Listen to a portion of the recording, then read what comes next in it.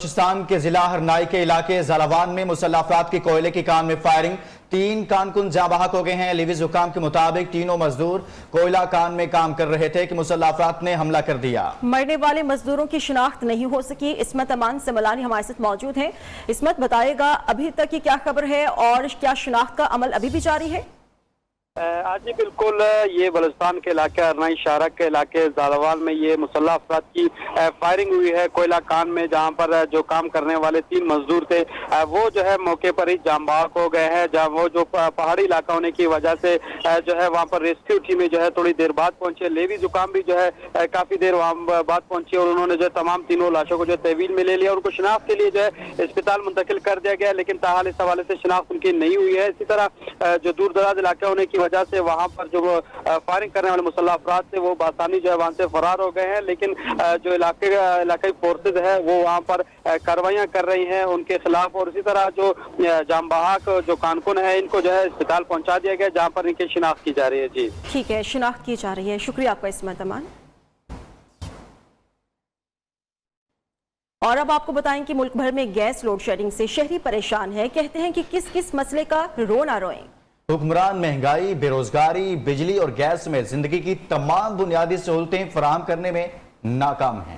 Gas की load shedding ने पाकिस्तानियों की जिंदगी अजीरन कर दी। पेशावर के बेशतर इलाकों में गैस गायब, शहरियों को शदीद मुश्किलात का सामना। कहते हैं गर्मियों में बिजली, सर्दियों में गैस नहीं मिलती। हुकूमत को आवाम का कोई फिक्र नहीं, बच्चे कुछ खाए बगैर ही स्कूल जाते हैं। गैस तो है नहीं है और सुबह थोड़ी सी आती है, तकरीबन नमाज के बाद 5-10 मिनट के लिए आती, फिर उसके बाद गैस नहीं होती। सिर्फ शाम को तकरीबन 15-20 मिनट आती है, उसके बाद फिर गायब हो जाती है। प्रॉब्लम है, आपको पता है कि वो सिलेंडर की प्राइस भी बहुत ज़्यादा महंगी हो गई हैं, तो ये घरेलू सार्फिन के लिए तो बहुत बड़ा मसला है। गैस लोड शेडिंग से फैसलाबाद में भी मामूलात जिंदगी मफलूज। खाना पकाने के लिए शहरी लकड़ियाँ और कोयला इस्तेमाल करने पर मजबूर। अवन में चाय बनाई है और साथ रस लिया और खा के आ गए। अगर गैस होती तो जाहिर बात है हमने नाश्ता वगैरह करके आना था। बगैर नाश्ते के बैठे हुए गैस आ नहीं रहा और खाना पकाने से भी बड़ा मतलब मुश्किल हो रहा है। लकड़ी को देखा जाए तो लकड़ी भी बहुत महंगी हो गई है, गैस की निस्बत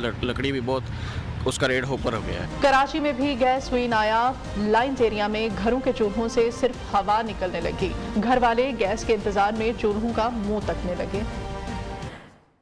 गैस लोड शेडिंग ने शहरियों का जीना मुहाल कर दिया है। कोई लकड़ियां जलाने पर मजबूर है तो किसी को गैस सिलेंडर इस्तेमाल करना पड़ रहा है। खवातीन के मामूलात सबसे ज्यादा मुतासिर हुए हैं। किस शहर में शहरियों के क्या मसाइल हैं, ये हम जानेंगे अपने नुमाइंदान से। कराची से हमारे साथ मौजूद होंगे रजब अली, मुल्तान से हमारे साथ होंगे मुकर्रम खान और फैसलाबाद से हमें ज्वाइन किया है जवेरिया नज़ीर से। सबसे पहले हम रुख करेंगे कराची का और रजब अली से हम जानेंगे कि कराची के अवाम को किन मसाइल का सामना है। जी रजब। जी, कराची में गैस की लोड शेडिंग ने शहरियों का जीना मुहाल कर दिया है। पहले तो कहा जा रहा था कि सर्दियों में 3 वक्त में गैस मिलेगी, सुबह, दोपहर और शाम। ताम हुकूमत के इस ऐलान के बावजूद भी जो है वो गैस नायाब हो गई। इस वक्त हम इलाके लाइंजेरिया में मौजूद है। यहाँ पर हमारे साथ एक शहरी खातून भी मौजूद है, वो उनसे हम पता करते हैं। 2 महीने हो गए, गैस का बिल भी इतना तेज आ रहा है और कहाँ से गरीब आदमी बिल भरेगा। फिर गैस तो दो, लकड़ियाँ जला जला कर कौन कह रहा है। ये स्टील के चूल्हे हैं, गलियों में पका रहे हैं, लकड़ियाँ ढूंढते फिरते हैं जब कहीं जाके रोटी पे खा रहे हैं। हम इतने दौलतमंद थोड़ी जो होटलों से खाना आएगा। वजीर आजम को बोलो जाके गैस दे। अहले इलाका का या शहरियों का ये मुतालबा है कि गैस बंदिश के हवाले से जो है कोई मुनासिब सूरत हाल का मुनासिब इकदाम किए जाए, जिससे लोगों को भी परेशानी ना हो और गैस की जो है वो शॉर्टेज के हवाले से इकदाम भी किए जा सके। जी, आप रुख करेंगे मुल्तान का, जहां से हमारे साथ मौजूद हैं मुकर्रम खान, उनसे तफसीलात जानते हैं। जी मुकर्रम, आप बताइएगा गैस लोड शेडिंग को लेकर शहरी क्या कह रहे हैं और हुकाम की जानिब से क्या कहा जा रहा है? जी बिल्कुल, मुल्तान के बेशतर इलाकों में गैस की गैर इलानिया लोड शेडिंग की वजह से ख़वातीन को शदीद अजियत में मुब्तला हैं और इसके साथ साथ उनको शदीद मुश्किलात का सामना है। इस हवाले से कुछ घरेलू एक खातून मेरे साथ मौजूद, उनसे बात कर लेते हैं। हाँ जी, क्योंकि सुबह सुबह उठते हैं तो गैस नहीं होती है। बच्चों ने स्कूल जाना होता है, शौहर हज़रात ने अपने अपने कामों पे जाना होता है, तो कितना एक बंदा बाहर से नाश्ता मंगवा के खिला सकता है उनको। आपके सामने कितनी ज़्यादा महंगाई है। तो इनकी जानिब से यही कहना है कि एक तो महंगाई बहुत ज़्यादा है और गैस को मैनेज करने के लिए हम कितने जो है बाहर से सिलेंडर्स जो हैं वो भरवाएं, बहुत ज़्यादा महंगे हैं।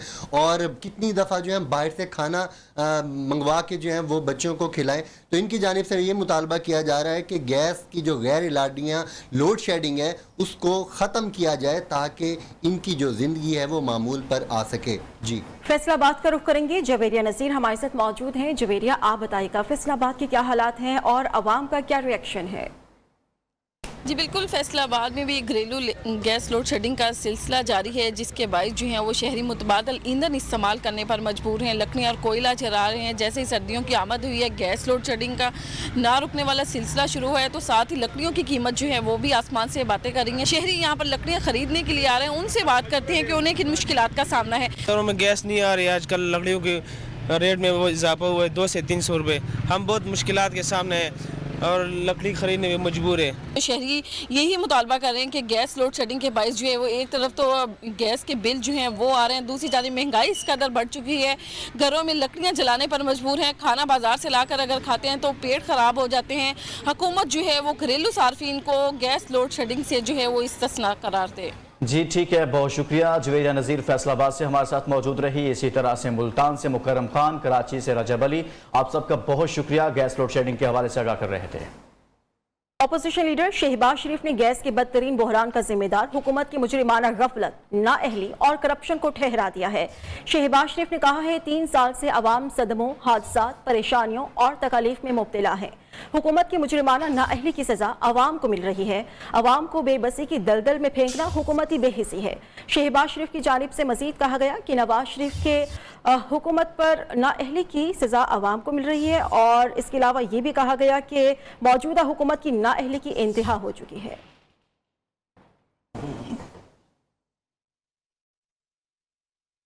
आगे बढ़ते हुए आपको बताते हैं लाहौर समेत पंजाब के मुख्तलिफ इलाकों में स्मोक का राज है। आलमी इंडेक्स में आलूदा तरीन शहरों में लाहौर पहले नंबर पर है। अब से कुछ देर पहले तक लाहौर में आलूदगी की शरह 334 रिकॉर्ड की गई। भारतीय दारुल हुकूमत नई दिल्ली दूसरे नंबर पर मौजूद है, जहां आलूदगी की शरह 334 रिकॉर्ड की गई।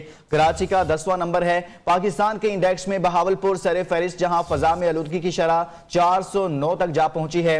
साहिवाल में 328 रिकॉर्ड की गई।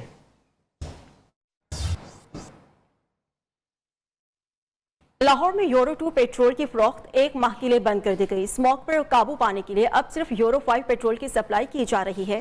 कमिश्नर लाहौर मोहम्मद उस्मान ने कहा है कि यूरो 5 पेट्रोल से सल्फर का अखराज कम होने से स्मोक में भी कमी होगी, जबकि शहर में पानी की छिड़काव के लिए इक़दाम को भी मद्देनजर रखा जा रहा है।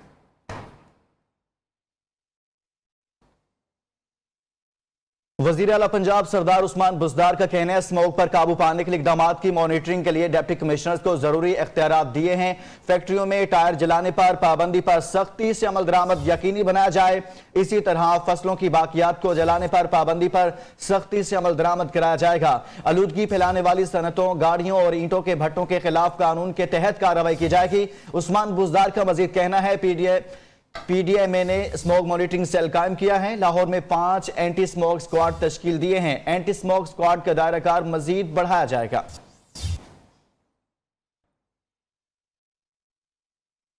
तो मौसम ने अंगड़ाई क्या ली, हर कोई सर्दी महसूस करने लगा है। इसके साथ साथ पहनावों में भी जिद्दत आने लगी है। रिपोर्ट के साथ लाहौर से मरवा अंसर चौधरी। रुत क्या बदली, मलबूसात और फैशन भी बदल गए। गहरे रंगों के शौखो चंचल पहनावे बने मरकज़े निगाह। वेलवेट पर बहार, करंडी, खद्दर भी इन। कैजुअल, फॉर्मल और सेमी फॉर्मल सभी की डिमांड, क्योंकि शादी सीजन भी आन पहुंचा।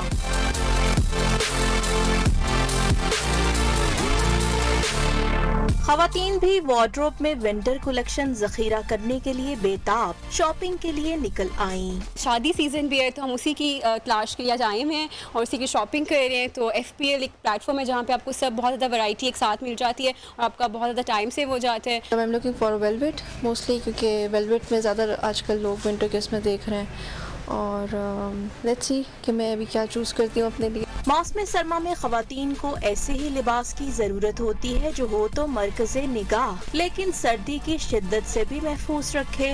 मौसम सरमा के आते ही पहनावों में भी तब्दीली आ गई। हल्के रंगों की जगह गहरे रंगों ने ले ली। कैमरामैन नदीम भट्टी के साथ मरवा अंसर चौधरी, न्यू न्यूज़ लाहौर। मौसम बदलने के साथ ही पहनावे भी बदलने लगे हैं। इनकी लॉन की जगह वेलवेट खद्दर ने ले ली है। शादी सीजन भी उरूज पर है। ऐसे में खवातीन को अपने कपड़ों की फिक्र है। लाइट कलर्स के मुकाबले में डार्क कलर्स को ज्यादा पसंद किया जा रहा है। मौसमी सरमा में कैसे लिबास का इंतखाब किया जाए, किन चीज़ों को मद्देनजर रखा जाए, इसी पर बात करने के लिए हमारे साथ स्टूडियोज में मौजूद हैं डिजाइनर नरगिस बेग। आपका बहुत शुक्रिया, आपने हमें ज्वाइन किया। सबसे पहले तो हमें ये बताइएगा कि जब मौसम बदल रहा है तो बदलते हुए मौसम में कौन सी ऐसी चीज़ें हैं और कौन से ऐसे पहनावे हैं जिनको लोग पसंद करते हैं, ख़ास तौर पर कलर के हवाले से। विंटर्स में तो के ज़्यादा ब्राइट वाइब्रेंट कलर्स ही इन होते हैं और शादियों के सीज़न को लेकर भी जो ज़्यादा इन हैं वो कलर डार्क कलर्स में हैं। और अगर हम वेडिंग की बात करते हैं तो फिर वो सेरेमनीज़ के पॉइंट ऑफ व्यू से हम डिज़ाइन करते हैं। अगर मेहंदी इवेंट है देन हम येलो में, मोस्टली लोगों की डिमांड होती है कि येलो के साथ ज़रूर आप कोई ऑरेंज में मजेंडा शेड्स या बॉटल ग्रीन का यूज़ करें। और अगर हम बारात पर जाते हैं देन रेड एंड मरून है और वली में फिर सॉफ्ट कलर्स होते हैं। बट अगर हम कैजुअल्स की बात करें तो डार्क कलर्स के साथ, जिस तरह मैंने वेयर किया है, ब्लू बहुत इन है आजकल विंटर में। और अगर ब्लू की ही आप लाइट टोन में जाना चाहते हैं then ice blue is very in trend. तो ये कलर्स आजकल चल रहे हैं। ठीक है, तो लेकिन नरगिस साहबा एक चीज़ बड़ी काबिल गौर और जहन में रखने वाली चीज़ होती है। हो सकता है जो चीज़ आपको सूट करे वो चीज़ मुझे सूट ना करती हो, तो अकॉर्डिंग टू दी पर्सनैलिटी चीज़ें भी बहुत मैटर करती हैं और ये चीज़ आपको जहन में रखनी भी चाहिए। जी बिल्कुल, हम लोग भी अपने क्लाइंट्स को यही सजेस्ट करते हैं कि अपने कम्प्लेक्शन के पॉइंट ऑफ व्यू से अपनी हाइट एंड अपने फिजिक के हिसाब से आप लोग चूज़ करें और हम भी उनको इसी तरह से सजेस्ट करते हैं जो चीज़ उन पर सूट करे। जी, तो मौसम सरमा में ख़वातीन के पहनावों में जिद्दत आ जाती है, जिसकी एक वजह आप कह लें कि सिलेक्शन भी होती है और शादी सीज़न भी है। तो ऐसे माहौल के अंदर आप क्या सजेस्ट करेंगे कि इस मौसम के अंदर ख़ास तौर के जो ख़वातीन हैं वो बहुत ज़्यादा कॉन्शियस होती हैं अपनी ड्रेसिंग के हवाले से, हमने देखा है, तो कौन से ऐसे कलर्स हैं जो उनको इस मौसम के लिए ज़्यादा अच्छे लगते हैं? अगेन मैं वही बात कहूँगी कि डिपेंड करता है सबसे पहले आपकी रिक्वायरमेंट क्या है, आप किस इवेंट पे वेयर करना चाह रहे हैं। या आप कैजुअली अगर एक यूनिवर्सिटी गोइंग या कॉलेज गोइंग गर्ल हैं तो आपको थोड़ा गर्लिश में पिंक के शेड्स आ जाते हैं। विंटर के पॉइंट ऑफ व्यू से वो लाइट डार्क होते रहते हैं, लाइक समर में लाइट कलर्स और विंटर में डार्क कलर्स। और यही अगर आप एक घरेलू ख़वातीन की बात करते हैं, अगर आप एक घरेलू औरत हैं तो फिर आप सबसे पहले तो वेयर करेंगी बहुत ही कोई सॉफ्ट कंफर्टेबल फैब्रिक चूज़ करेंगी जो कि अगर आपने घर में भी गेस्ट को बुलाया है, आप किचन में हैं, तो वो आपको प्यारा भी लगे, खिला खिला कलर फ्रेश भी लगे, लेकिन आपको वेयर करने में, आपको कैरी करने में ईजी, सॉफ्ट एंड कंफर्टेबल हो। तो ये सबसे पहली बात तो मैं यही कहती हूँ कि रिक्वायरमेंट देखें कि आपको किस दिन किस टाइम पर, डे में पहनना है तो क्या कलर चूज़ करना है, नाइट में पहनना है, इवनिंग में किसी डिनर पे तो आपको क्या कलर चूज़ करना है। ये सब चीज़ें वेरी करती हैं आपकी रिक्वायरमेंट पे। और वेडिंग के पॉइंट ऑफ व्यू से वही चीज़ है कि वलीमा पे सॉफ्ट कलर्स जब चलते हैं तो उसमें वाइट बहुत ज़्यादा ट्रेंड में है। अगर निकाह के पॉइंट ऑफ व्यू से देखें तो उसमें वाइट बहुत ज़्यादा लोग पसंद करते हैं। ब्राइड में इवन कि अगर एज अगस्त भी आप जाना चाहते हैं तो प्रेफर करते हैं वाइट को। आजकल वाइट भी काफ़ी ट्रेंड में है। इवन के विंटर्स में इतना लाइट कलर वाइट में होता नहीं है, बट लास्ट ईयर से स्टिल अभी तक वाइट कलर बहुत ट्रेंड में है। तो कट्स के बारे में बात करें तो कट्स कैसे चल रहे हैं? लॉन्ग शर्ट्स या शॉर्ट शर्ट्स, और डिज़ाइनर किस अंदाज को तरजीह दे रहे हैं? अभी जो ट्रेंड में हैं वो ज़्यादा तो लॉन्ग लेंथ्स हैं, मैक्सीज हैं, लहंगाज हैं, और ये काफ़ी सारे आज के ट्रेंड में हैं। बट अगर हम कैजुअली देखें तो जीन्स टॉप वही बात आ जाती है। अगर आप यूनिवर्सिटी गोइंग हैं, कॉलेज गोइंग हैं, तो आप ज़्यादा जो इजीली कैरी करती हैं, कंफर्टेबल रहते हैं, वो लड़कियां ज़्यादा वेयर करती हैं। जीन्स के साथ टॉप हो गए, लॉन्ग ताफ्तान्स भी चल रही हैं, शॉर्ट ताफ्तान्स भी चल रही हैं, और स्वेट शर्ट्स टाइप फैब्रिक में भी बहुत अच्छे आप गाउन्स बना सकते हैं, स्कर्ट्स बना सकते हैं। ये सब कुछ ही ट्रेंड पे है। लेकिन अगेन मैं मेंशन करना चाहूँगी कि अपनी रिक्वायरमेंट को देखकर, अपनी फिजिक को देख के, अपनी कंप्लेक्शन, और ये ज़रूर देखें कि आप किस इवेंट पर जा रहे हैं और आपको वहाँ की मुनासबत से क्या पहनना चाहिए। ये नहीं होना चाहिए कि जी मायरा खान का अगर कोई शूट आ गया है, कोई नया कोई डिज़ाइनर ने कोई चीज़ लॉन्च की है तो हम यही पहनेंगे। नहीं, आप अपनी फिजिक के हिसाब से, अपने कंप्लेक्शन के हिसाब से, अपनी हाइट को देखते हुए ड्रेस की लेंथ चूज़ करें। बाज़ लोगों पे लॉन्ग लेंथ बहुत अच्छी लगती है, उनको लॉन्ग पहननी चाहिए, लेकिन बाज़ लोग जो शॉर्ट हाइटेड हैं उनको थोड़ा शॉर्ट में ही रहना चाहिए। अपनी फिजिक देखिए, हाइट देखिए, इवेंट को देखिए, फिर अपने लिए ड्रेस जो है उसको सिलेक्ट कीजिए। एक और बड़ी अहम बात है कि मलबूसात में रोज़मर्रा के पहनावों के अलावा फॉर्मल और सेमी फॉर्मल ज़्यादा बनाए जा रहे हैं।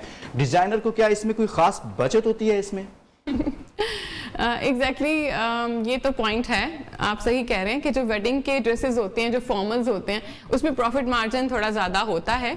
बट अगर मैं अपने ब्रांड की बात करूं तो हम लोग ये बहुत ज़्यादा ध्यान रखते हैं कि किसी पे बर्डन ना हो। लोगों की जो ये सोच है ना, मैं पर्सनली चेंज करना चाहती हूँ कि लोग ये सोचते हैं हम डिज़ाइनर के पास चले जाएंगे तो पता नहीं कितना हमें बजट एक्सपेंसिव पड़ जाएगा, हमारा आउट ऑफ बजट हो जाएगा, पता नहीं इतनी महंगी है। ऐसा बिल्कुल नहीं है। सबसे ज़्यादा जो हम आपको एक सहूलत दे रहे हैं वो ये है कि आप अपने बजट में किसी भी डिज़ाइन को कस्टमाइज करा सकते हैं। मैं अपने पेज पे भी और अपने लाइव जब करती हूँ फेसबुक इंस्टाग्राम पे भी, तब भी मैं बहुत ज़्यादा मेंशन करती हूँ इस चीज़ को कि आपको अगर किसी भी जगह का, इवन कि इंडिया से कुछ ड्रेसेस की पिक्चर्स मुझे भेजी जाती हैं कि ये ड्रेसेस इंडिया में फलां टॉप एक्ट्रेस ने पहना है, हमें सेम ऐसा चाहिए, बट हमारा बजट जो है वो इससे बहुत ज़्यादा कम है, तो हम उसके लिए फिर भी डिज़ाइन करते हैं सेम वही लुक में, उसी चीज़ को क्रिएट करते हैं, बट उसमें डेफिनेटली हम उसमें मटेरियल चेंज कर देते हैं, उसका फैब्रिक चेंज कर देते हैं, बट हम उसकी स्टिचिंग उसी पॉइंट ऑफ व्यू से करते हैं कि क्लाइंट को सेम एज वही चीज़ मिले। तो ये बहुत अच्छी फैसिलिटी है कि आप किसी भी डिज़ाइन को कस्टमाइज करा सकते हैं, और कस्टमाइजेशन में सब कुछ आ जाता है। आप कलर अपनी पसंद से ले सकते हैं, आप फैब्रिक अपनी पसंद से ले सकते हैं, अपने बजट में सारी चॉइसेस उनके पास होती हैं। बहुत शुक्रिया। डिजाइनर नरगिस बेग साहिबा हमारे साथ मौजूद थी। मौसम को देखते हुए, सीजन को देखते हुए हमने खूबसूरत सा सेगमेंट आपके लिए रखा था। उम्मीद करते हैं आपको बहुत पसंद आया होगा। तर्जुमान पंजाब हुकूमत हसन खावर ने कहा है कि ऑपोजिशन ईवीएम से क्यों भाग रही है। सरवर बारी के बयान के बाद सब कुछ वाज़ेह हो चुका है। दुनिया में इलेक्ट्रॉनिक वोटिंग मशीन को मुस्तरद किए जाने का तासुर दुरुस्त नहीं है। सरवर बारी साहब की तकरीर सुनी, उनकी तकरीर से मैं समझता हूँ कि पूरी कौम को ये जवाब मिल गया कि ऑपोजिशन इलेक्ट्रॉनिक वोटिंग मशीनों से क्यों भाग रही है। इलेक्ट्रॉनिक वोटिंग मशीनों के हवाले से बहुत सारी बातें फैलाई गई, आवाम को गुमराह किया जा सके और लोगों में ये तासुर फैलाया जा सके कि ये मशीन दुनिया में इस्तेमाल नहीं होती। क्या वजह है कि वोटिंग के अंदर जब हम बात करते हैं इलेक्ट्रॉनिक्स की और टेक्नोलॉजी की, तो यहाँ पर हमारा आर्गूमेंट जगह जगह बदल जाता है। ये कैसी टेक्नोलॉजी है जिससे इलेक्शन की शफाफियत पे सवाल उठते हैं। दुनिया में किसी एक या दो मुल्कों की मिसाल लेके जिन्होंने किसी और वजह से उसका इस्तेमाल तर्क कर दिया, हम ये मिसालें देते हैं कि दुनिया इससे पीछे हट रही है, हम झूठ फैला रहे हैं, हम लोगों को गुमराह करना चाहते हैं। मुस्लिम लीग नून पंजाब की तर्जुमान अज़मा बुखारी का कहना है 2018 के इलेक्शन में आरटीएस से फैज़याब होने वाले आज हमें शफाफियत का दर्स दे रहे हैं। हसन खावर की प्रेस कॉन्फ्रेंस पर रद्द-ए-अमल देते हुए अज़मा बुखारी ने कहा, ऑपोजिशन को मशीनों से नहीं, आपकी नीयत, बदनीयती और वोट चोरी से डर लगता है। लोग कोरोना, डेंगू और स्मॉग से मर रहे हैं और हुकूमत को ईवीएम मशीन्स की फिक्र पड़ी है।